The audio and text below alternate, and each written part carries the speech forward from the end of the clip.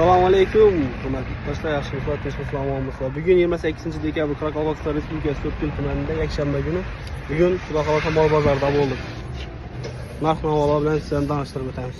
Assalomu alaykum, 4 yil live kanali obunachilar, sog'misizlar, omonmisizlar? Bugun sizlarga chiqaradigan narsamiz kiyiklar bo'ladi. Assalomu alaykum. Assalomu alaykum.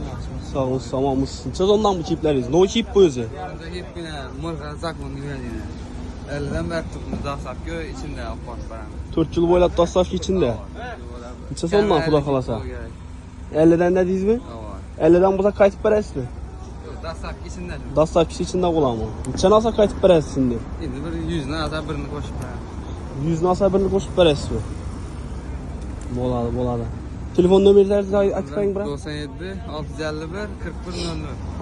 Shu nomerlarga chiqsa to'plar laqsang. Ko'p kumundan.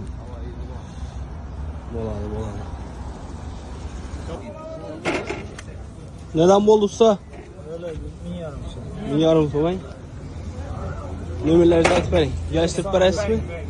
94 dan 609 609 86 99. 86 99. Adres kim oqa? Qahramon. Bog'lanarsiz. Nechadan bo'ldi usta bu ishlarimiz? Seçke bular. Seskami? Nechadan bular? 2800 bir turma emasmi senasi? Ova. Polis veriyor lazım 9'dan. 90 Ova. Tepmeniki. Beregesini versin. Necha so'm bo'ldi baliqlarimiz? Ulan 70, 65, 60, ulan 55 tane.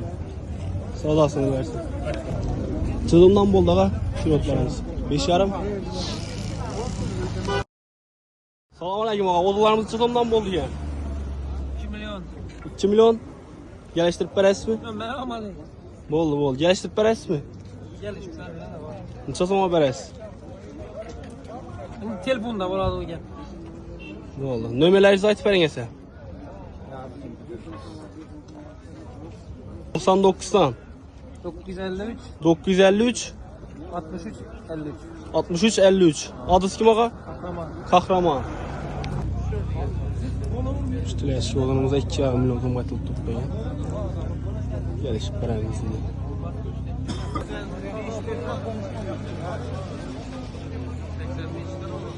Neden bo'ldi ko'llar usta? Onunla 6000 4000 her şey. Her xilay. Siz ustaya qaytayotirmi? Qaytayotirmi? Son çay turib ko'chkara.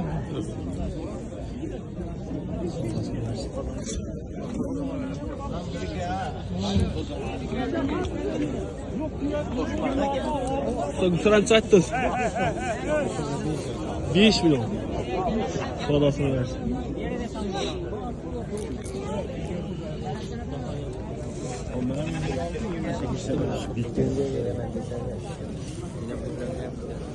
Geçen açtı usta. 1800. Uçağı soradılar.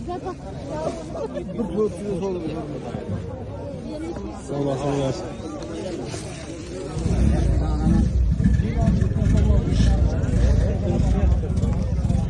Koçkar sizden mi aldınız mı usta? Aldınız mı Koçkar? Neçeye aldınız? 26. Bo'ladi, zo'r. Ha.